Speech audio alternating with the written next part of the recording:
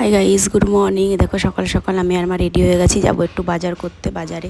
জানোই তো মা বাড়িতে ছিল না, তো যেই কারণে আর বাজার করা হয়নি। তো মা আসার পরে এই যে আমি আর মা যাচ্ছি, আর এমনিতেও বেশিরভাগ আমি আর মাই বাজার করতে যাই। আর এই যে মা দাঁড়িয়ে রয়েছে হাতে জলের বোতল নিয়ে, জল ছাড়া তো রাস্তায় যাওয়াই যাবে না, যে হারে গরম পড়েছে। তো যাই হোক, জেঠুর জন্য দাঁড়িয়ে থেকে থেকে জেঠুর এখনও দেরি হবে, তোকে ওখানে কিছু করার নেই। তো আমরা অন্য টোটো ধরে চলে আসি। আর এই যে জেঠুকে ফোন করে বলেও দিই যে আমরা অন্য টোটোয় চলে আসছি, তুমি এসে পরে নিয়ে যাও। তো জেঠু নিতে এসেছিলো। যাই হোক, ফাইনালি এই যে বাজারে চলে এসেছে, যে মা বাজারে ঢুকছে।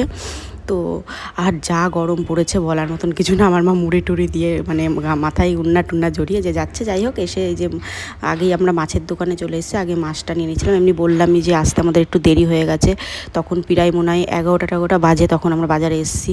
তো তারপরে মাছ টাছ নিয়ে এই যে মা নিচ্ছিল একটু শাক, তো শাক টাক নেওয়া হয়ে গেছে। শাক নিয়ে যে তারপরে আমরা কাঁচা সবজি যে নেওয়ার ছিল সেইগুলো নিতে এসেছি। আর এখানে আমি ওটাই বলছিলাম, মানে কাঁচা মিঠে আমের মতন জানো তো দেখতে আমগুলো, তো ওগুলো বলে কাঁচা মিঠে আম না, টক আম। তো মা ওটাই বলছিল। ঠিক আছে, তো আমি তো দেখে বুঝতেই পারিনি যে ওগুলো টক আম। তো যাই হোক, ওখানে আমি মানে আমি ভেবেছিলাম নেবো, তো আর নিইনি, টক আম বলে আর নেওয়া হয়নি।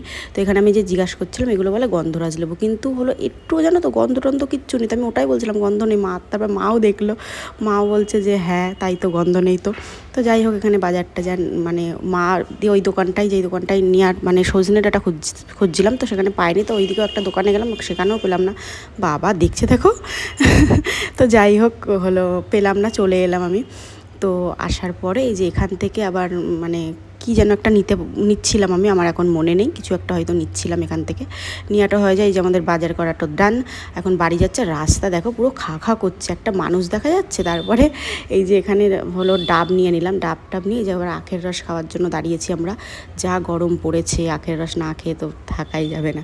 আর তারপরেও আমরা হুটোপাটা করে চলে এসেছিলাম সকালবেলা, মানে আমাদের মানে কিছু খাইও নি, বেরিয়ে পড়েছিলাম। আমি ঘুম থেকে উঠতে অনেকটা দেরি করেছি, তো উঠেই মানে রেডি হয়ে বাজারে চলে এসেছি।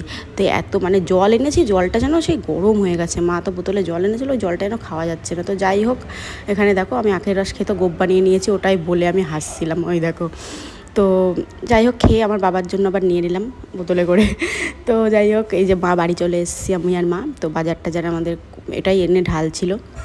তো বাড়ি এসে আমি এই যে এই শরবতটা বানিয়েছিলাম। ভিডিওটা কেমন লাগলো বলো, যদি ভালো লাগে লাইক করে দিও।